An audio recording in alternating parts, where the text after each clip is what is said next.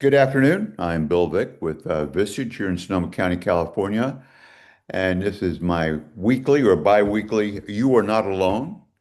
And we're not alone today. We have Alec Hudnut of Vici Partners, managing partner.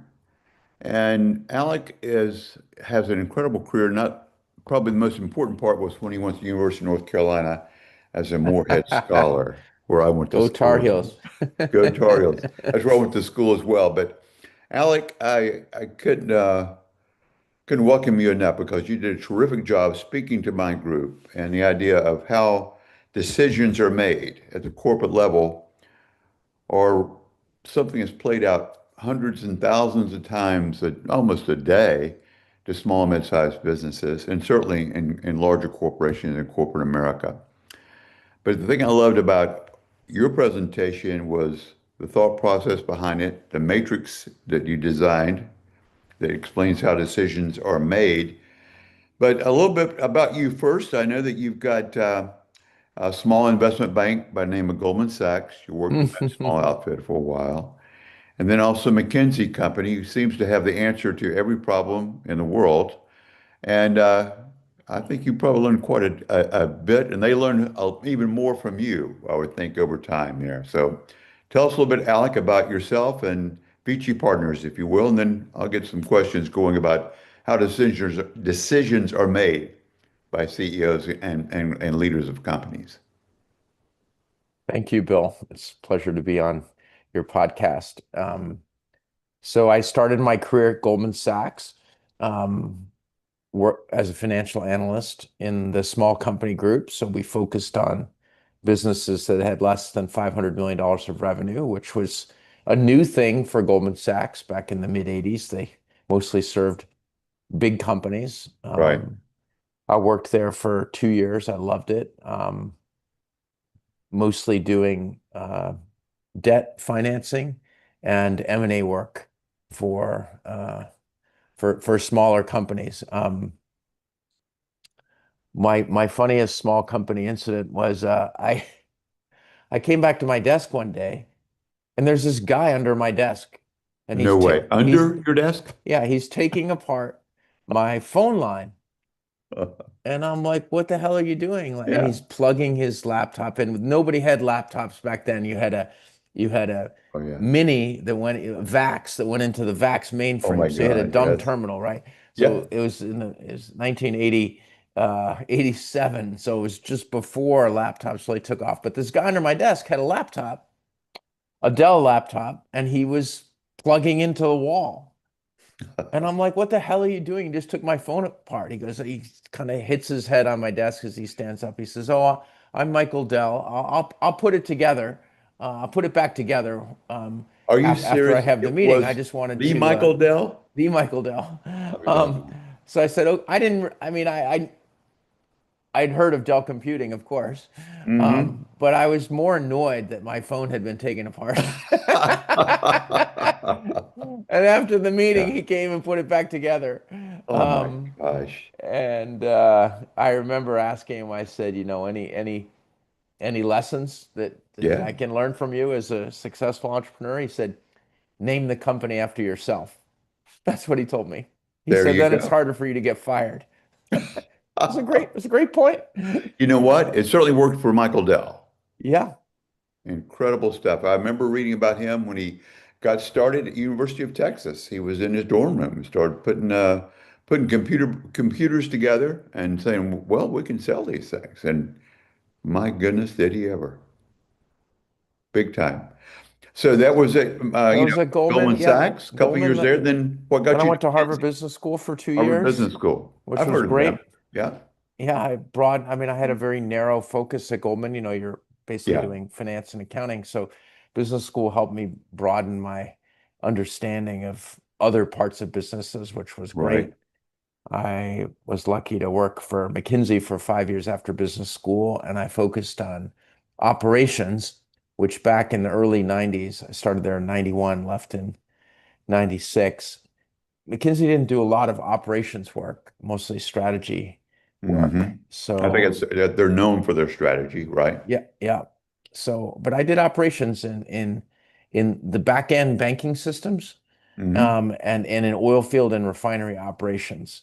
Hmm. So I really always enjoyed operations. And then when I was at McKinsey, I um, joined the team that started McKinsey's board governance practice, led by a senior director named Bob Felton, who Hmm. believed that if companies better understood how to use a board, they would create more shareholder value. And as he used to say it really succinctly, make the mistakes in the boardroom, not in the market. What a And great, great bit of advice. And it was yeah, I try it out remember it there to this first. day, Yeah. and the challenge there is that most CEOs like to have a very controlled board meeting. And Really, what they restrict the board's role in a way? for sure, for sure, Hmm. it's very scripted. There's very little dialogue, there's very little arguing unless there's a huge crisis. But the point that Bob Felton was making long ago is if you're strong enough to be willing to have a bunch of people with different thoughts and perspectives and willing to really debate and co-create, the long-term strategy or co-create who the three guys are that should succeed you. Some of these big decisions that CEOs have to make in public companies, if you're willing to do that together with the board, you'll usually get a better answer. And it was a great lesson. Um, It's you would think it would be almost a fundamental process that you would want your board to be a real sounding board, a real challenging board, a helping board. And if you put them in, braces and, shackles and so forth, and just show up and rubber stamp everything I say as the CEO or president, then what's the value of that? I guess I have a board. I can say I have a board, but it doesn't matter, does it? If it's handled that way. it's more risky to be co-creating and to Hmm. be comfortable making mistakes in front Yeah, of the people that can fire you. But exactly. the Yeah. great CEOs have enough confidence to do that. And when they Hmm. do that, it helps the company, which There makes you them go. even better CEOs, right? So that was a good lesson. And then after McKinsey, I left and started my first company. I've been lucky to run four companies over the past Okay. All right. however many years it's been, Tell us almost about your challenges as 30 a years. CEO running your first company and then into your second. Did you apply many of the things that you had learned at McKinsey and also at Goldman Sachs as for running them? Well, it's interesting. Golden McKinsey really didn't teach me how to run a company. You would Interesting. think that they would, Right. but I learned other things that were very important, like how Hmm. to buy companies, how to raise capital, how to think Hmm. about strategy, how to communicate clearly, how to sell well. Those are all Hmm. things I learned at McKinsey and Goldman. But the first company I started was an e-learning company, the world's first e-learning company. So our code is in the Smithsonian Museum as the first e-learning course ever. Amazing, Alec. Uh, What a credit. yeah, except we did that on AOL dial-up. And I just read humorously today that they're going to turn off AOL dial-up, which 165,000 people in the United States still use, which is amazing to You're me. serious. I had no idea it was still even in existence. But the problem with e-learning on dial-up, which is when we started the company, is it just doesn't work particularly well. Right. It ended up being more like a message board. So it was a good beginning of something that would really be a huge, massive transformational force in the in especially in the United States, right? In a place where you have high broadband penetration and you also had the pandemic and everybody went to e-learning. And now it's a Fantastic. major part of every university's strategy. Oh, And absolutely. when we started I'm, out, mhm. nobody wanted to do it. The No. person who was willing to do it was Michael Hooker, the chancellor of the University of North Carolina, Chapel Hill. And he's like, Go I'm going Heels. to I tell use you, these this. people are cutting edge, aren't they? Yeah, he said, I need to serve the rural population You know what? I in the remember, state. yeah, an interview of college professors many, many years ago. And the question they asked them, Alec, was if you could teach remotely online or do what you traditionally do, teach your students in class in person, which would you prefer? Overwhelmingly, when they ask that question, in my classroom, I can see the people, I can interact with them. It's a real experience. 5 years later, same question was asked, overwhelmingly online. Interesting. And the reason I answered it that way is said, well, I can interact with 300 people in an auditorium or several classes and so forth, but I can interact with 30,000 people if I do it online. And to me, it's getting that message out that means everything. So you probably started off with the first, as you say, first university online learning, and probably the first real Facebook was probably you, Alec. No, we didn't think of that. That would have been much smarter. That's too much. And what Yeah, four companies? Tell us about your other companies. yeah. And So the yeah. second one, I was lucky to work for Idea Lab, tech incubator in Pasadena, California, and I ended up working at and eventually running a company called Evolution Robotics, which Mhm. was an autonomous navigation uh, and targeting and object Sounds dangerous recognition all of a sudden. company. Yeah, we're working for, they made their own vacuum cleaner like the Roomba from iRobot, and they also did a lot of complex autonomous navigation and targeting, just like Interesting. iRobot did, and iRobot ended up buying them. I'll be Um, doggone. and then so when that company was sold, just before it was sold, we spun out a bunch of the technology to another vertical, which was the retail industry, and we built scanners. That company was called Evolution Robotics Retail, not very original name, but to show that it was derivative of the first. Right. And we built scanners that could recognize packaged goods without having to see the barcode, just Wow. just by looking at the patterns on the packaging. And we use that for loss prevention. So Mhm. grocers lose about 5 to 10% of their annual profit with items being left in the basket or in the bottom of the basket. Sometimes Really? people forget, but Mhm. sometimes they're seeing what they can get away with. I certainly have done that. Yeah, you get out to the parking lot, you realize, my Oh, gosh, yeah. Oh, I I don't forgot the think I paid so-and-so. for the Yeah. 12 pack of Coke. Yeah. So our system would sit in the check stand about 12 inches off the ground, and it would look to see if there was stuff in the basket that hadn't been paid for. And if there was, it would add it to the transaction. Fantastic. Very valuable without having to scan it. Yeah. No RFID codes either, just by using the same algorithms we built for navigation and targeting. Um, it's a much easier problem to solve when you only have 50,000 SKUs to pay attention to, or Right. 100,000, and you know approximately how far away they are going to be from the camera. So when you have more of a defined universe, it's much easier to use visual pattern recognition algorithms. Yeah, I So would we think we so. Yeah. Uh-huh. yeah, we Makes grew sense. that company, Mhm. and we ended up we sold the first one, Evolution Robotics, to iRobot, and we sold Evolution Robotics Retail to Data Logic, which is the biggest Hmm. flatbed scanner company in the world. It's Italian. Um, Quite an incredibly successful career in every aspect, Alec. And now Vici Partners. Tell us about Now Vici Vici Partners. Partners. Yeah. So I'm the managing partner at Vici Partners. I've been here for 11 years now.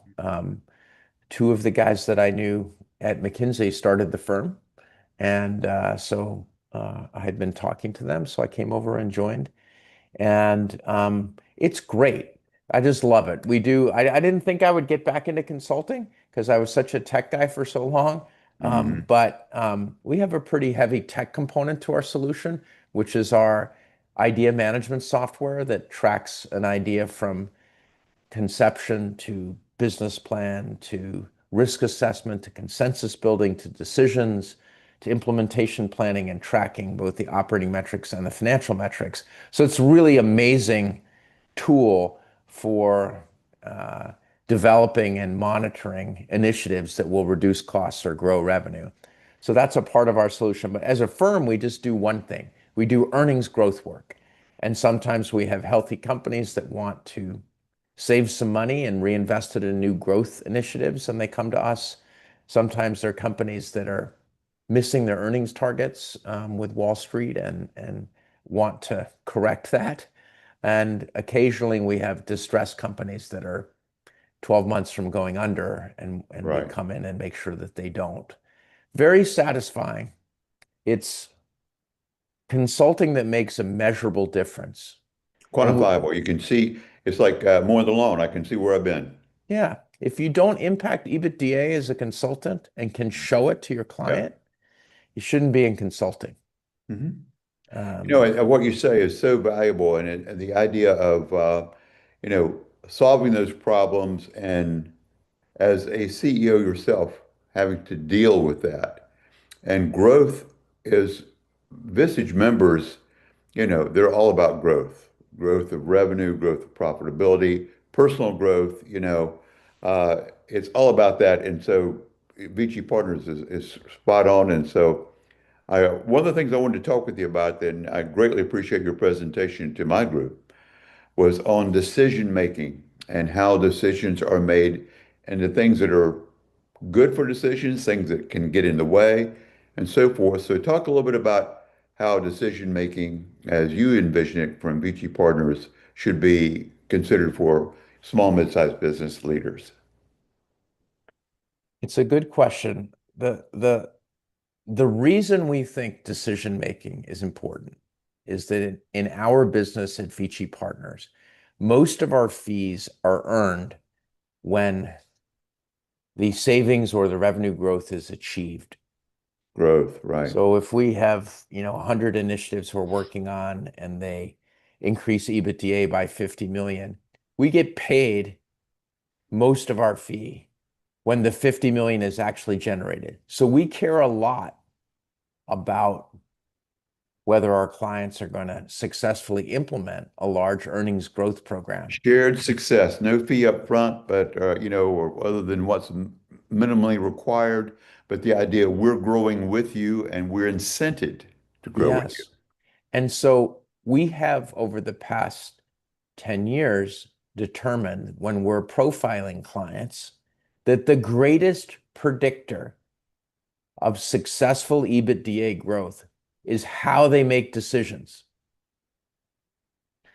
And so when we're talking to a client, we're trying to assess how they make decisions because it will determine if they make decisions well as an organization, our program is going to do much better. We're going to make a lot more money and they're going to make a lot more money. Exactly. Yeah. It's a If win-win. they make decisions badly, it's difficult to have a good, successful earnings growth program. And so we care about decision making because we know it's one of the most important drivers of earnings growth. So we think Absolutely. about it in a simple way. Um, if you think of a 2 by 2 matrix, can't Hmm. get away from those, having been trained at McKinsey long ago. What would we do without Descartes and the X and Y axis, man? There you go, the basic X and Y axis. So on the vertical axis, you have the number of people involved in the decision. Okay. And on the horizontal axis, you have the extent to which facts are used to make the decision. So the data, in other words, the numbers or what they Yeah, need to know. what do they use to make a decision, Right. right? So in the lower left-hand box, we call that the kingdom. That's when there's one person or maybe a couple who make all the decisions. Not what stamp should I use on my envelope, but any from minor to major decisions are made by a very small group of We're people. closing this building, we're buying this building, and we're moving across town. We're going to start a new product there over there. And the CEO decides that on her own, Oh my or goodness. a couple Yeah. people make that call. And then on the horizontal axis, it's what information do they use to make the decision? And in a lot of companies, people just decide on gut, or they Yeah. Oh my decide on God. Yes. politics, or they Yeah. decide on loyalty, or they just decide without actually really thinking it through because they want to move, they want to make motion. And so They're that first, listening to, yeah, a voice in their head that maybe is more emotion, like you were saying, than backed by fact and reason. Yeah. Or a lot of times in founder-led companies, they invented the industry. So, you know, Nobody knows they better than me, right? yeah, no, and it's usually true, but it's not true 5 years after the company has started, and there are Exactly. now four other competitors. So that Hmm. first block we call the kingdom. That's where usually the king decides, and they do it however they want to do it without a lot of facts. I remember visually the matrix you shared with the group. There's a lion in Yeah, that in lion, the kingdom. exactly. The lion. Um, and then, if you go to where you want to end up, right? So the upper right-hand box we call nirvana. Hmm. So a great example of that box would be there's an executive recently retired, but a former executive at Disney named Joe Rohde. And Joe was in charge of uh, bringing online all the major new Disney properties. And so what he would do is he would um, really get a feel for what that property was supposed to be like. And he would choose a single word or a couple words to describe the vision for that property. What a And great and idea. Yeah. and if you had any decision to make, if you just asked yourself what that word was, it would tell you what the answer was. So I'll give you an example. He was developing a resort in Hawaii, and they were having to take down some forest. Um, but it was, the whole purpose of doing it in Hawaii was that the forest was beautiful Beautiful. Yeah. and that he wanted the property to be very integrated into the local habitat. So the word he chose for that project was green. Makes So if you're perfect sense. deciding Yeah. between the $20 gallon of paint that's more toxic and has a lot of off-gassing, or the $29 gallon of paint that is green, Yeah. that's, better for the environment. Green, the word tells you which one to choose. Choose the more expensive one because it fits with the theme. And so by having a clear goalpost for the Uh-huh. organization, what it does is it lets hundreds of people make decisions on their own. So just the opposite of the kingdom with a few people making decisions. Yeah. Everybody's making sort of the same decisions because it's agreed upon principle or idea. And right, and it's a Ah, it's a governing fact that helps you with your day. Um, I remember when I first started at Goldman Sachs, mhm, they had like the 14 precepts, and they handed it to you. And I remember the second one clearly. It's um, you know, I'm paraphrasing it a little bit, mhm, but our most precious assets are our people, our capital, and our reputation. mhm. And damaging the third one is the hardest to repair. Oh This is yeah. very clear, Oh yeah. right? You know, and the first one was always do the right thing for the client, and in the long term, that will be the right thing for the firm too. So there What were what these, what congruence there is in that, and how much better I would think you would feel as the owner and the customer. We're yeah. working, it's almost working together. And that's what I loved about Goldman Sachs. It was when it was still a partnership, not a public company. And I honestly felt like the values of the firm were the most important thing. And if you just Hmm. lived by them, you would you would do well.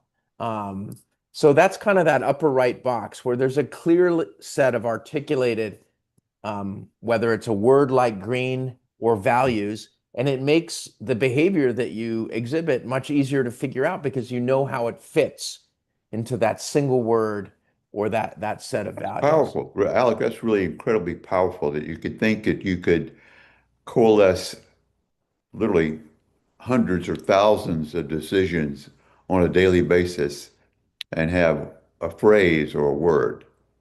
that drives decision making. I mean, that's really quite powerful. Yeah. And let's take the other two boxes. One the box in the lower right-hand corner we call the swamp. Okay. Tell us about the swamp. The swamp is where everything has to be super analyzed to death, and only a few people can make decisions. Oh, wow. Okay. Yeah. Yeah. So on the vertical axis, very few people. Right hand side, you go out there and there's All a lot of data. fact-based, but Do another study. Let's do another study. Yeah.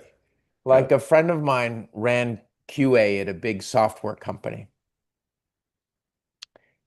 He had 20 people lining up, to come into his office Oh my goodness. every Oh day my at goodness. 3 o'clock. And he couldn't get out from under it. What a Um, thought. Oh my God. and it's because there were only a few people who could sign off on things, and everything had to be rigorously studied to death.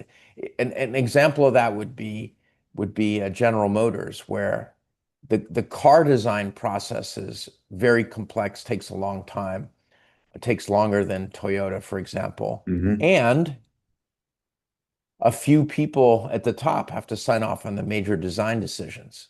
So it Right. all gets bottlenecked to them. And or sometimes they just say, you know what, I want a totally new muffler, and I don't care if it takes 6 months to go figure it out.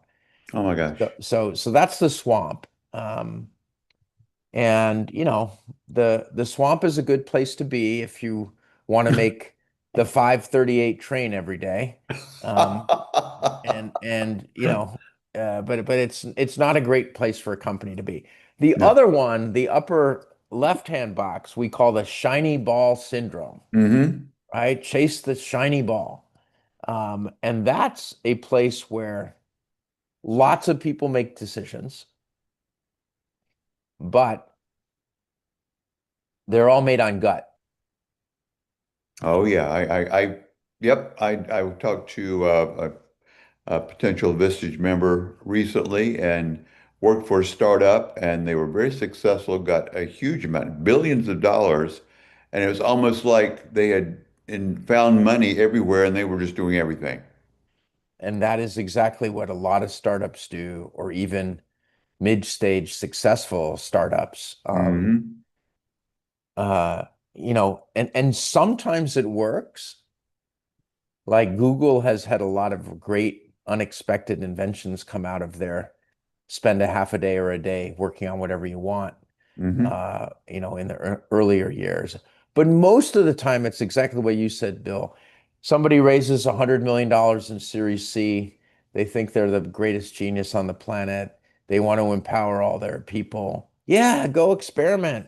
I experimented. Look what I came up with. And what happens Hmm. is you you don't take a fact, a sufficiently good fact-based approach to decision making. And so Right. everybody just goes and does whatever they want. And a lot of money is wasted. And worse than the money, a lot of time is wasted on these passion projects, which aren't directly related to what the company's doing. Mm. So decision making is important because every company will end up in one of those four boxes or sometimes sit between them. And you really want to get to a decision-making culture where the CEO doesn't make every single decision or 90% of them. That kills most companies. Well, it's like, how's that person feeling today is how well we'll do today, or how well the next quarter might be based on just that one day's feelings almost. Yeah, and you You- can't Mhm. attract and retain great people in a kingdom, No. because what's valued in a kingdom is loyalty to the king.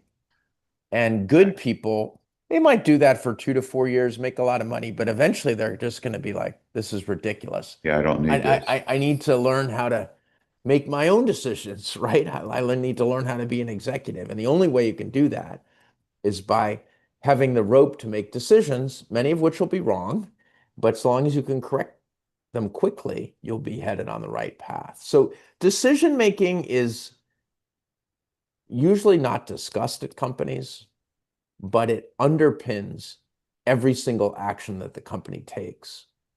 And so it's important. I can't, emphasize enough the value of, you know, how decisions are made for anyone that owns a company, no matter the size. And one of the things I loved that you did in our meeting was that you had a questionnaire that you would ask the leaders of their companies in the meeting, and they could see where they fell on that matrix. Or they closer to the kingdom or closer to nirvana, et cetera. It was really quite interesting for them to see it suddenly, not suddenly, but just to, this is who I am. And maybe there is a way I need to make changes that could make our company better. And certainly my relationship with my board probably better than it is. And it's very hard because usually if you've been successful, you've been making decisions in one particular way. And if it's not in the nirvana box, which is allowing lots of people to make a lot of decisions based upon one key framework. Good example of that is Toyota, where quality is number one and anybody can stop the manufacturing line. Oh, wow. Anybody, huh? See a quality problem, stop Hmm. it. It's very clear. So everybody acts like an owner because Oh, they have wow. the What a agency to wonderful be the feeling to be an employee. owner. Yes, I have a say in how this company is run. Yeah. Yes.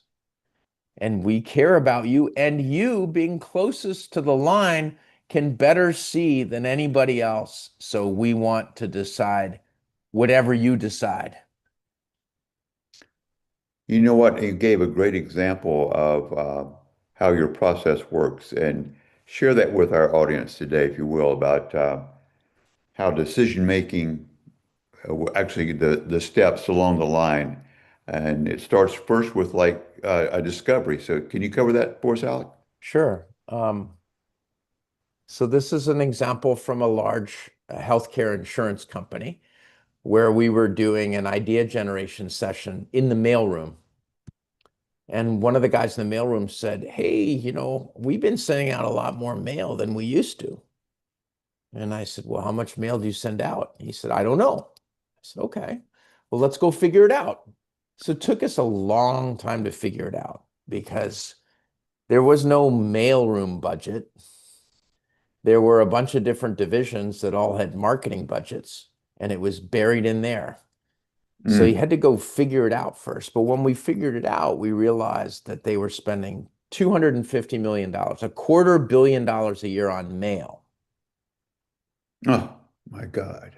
And that's a lot of money It's in really the age of a the lot of internet, mail. right? They were still sending big, huge books of Yeah. here are all the doctors that are in our plan, and it was um, there were opportunities for efficiency.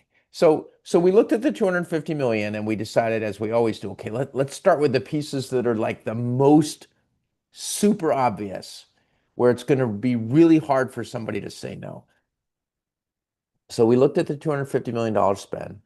They had eight buildings in their headquarters city, and they Hmm. spent $9 million a year sending FedEx To themselves?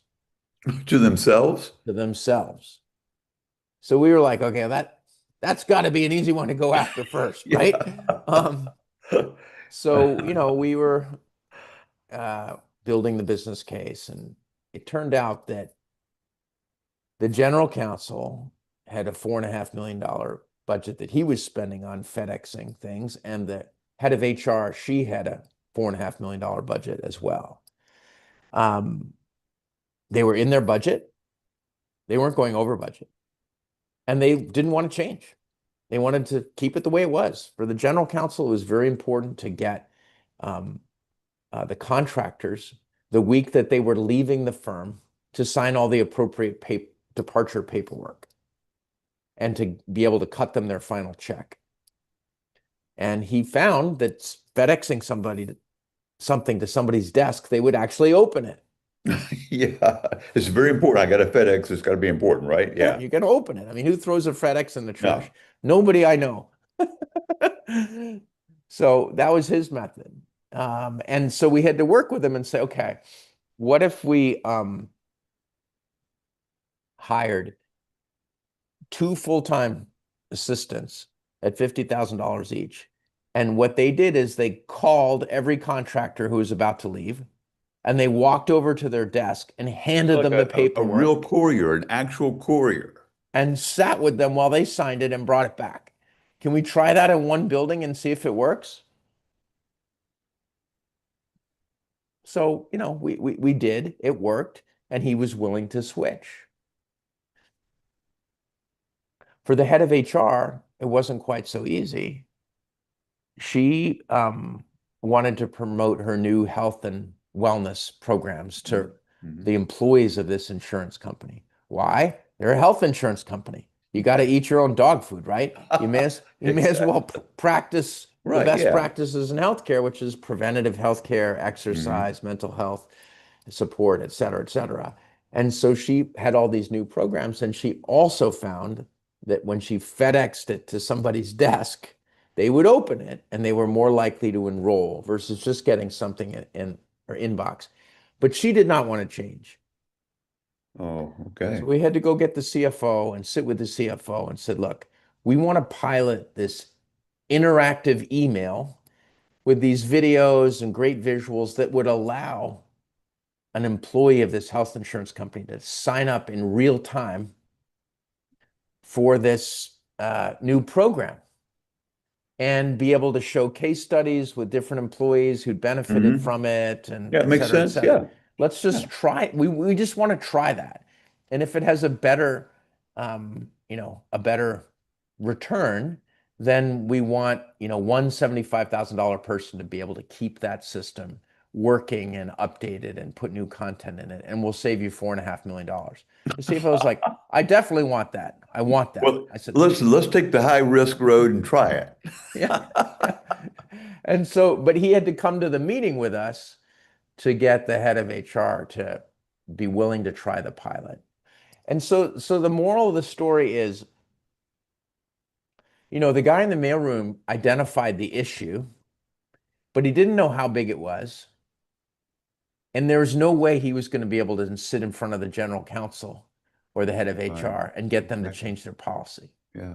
You're a mailroom person. How do you know my job? How could you possibly And tell it me how to just, do my job? it's the $1 million guy talking to the $40,000 guy. Right. It doesn't really, Yeah. the power dynamic is too difficult.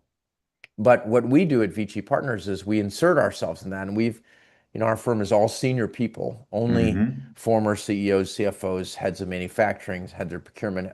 Almost everybody's in their 50s or 60s. And we've run things. We know what to say. And we Hmm. don't have fear around the good initiatives because we don't work there. We're just trying to improve We're trying to EBITDA. make you better. Make you Yeah. better. And so, it's not only identifying the opportunity, building a good business case. But it's also focusing on the most obvious ones, where when you hear the facts, you're just like, that can't possibly be true. Right. What? Absolutely. Why are we doing that? Right? And so when we got the 9 million, the first 9 million of the 250, then the next 75 million came pretty quickly because there was a lot of interest in chipping away at that $250 million Hmm. mail budget. Well, And it was proof. It was proof that you had found the problem, proof that your process worked to, get the problem, examined and taken care of.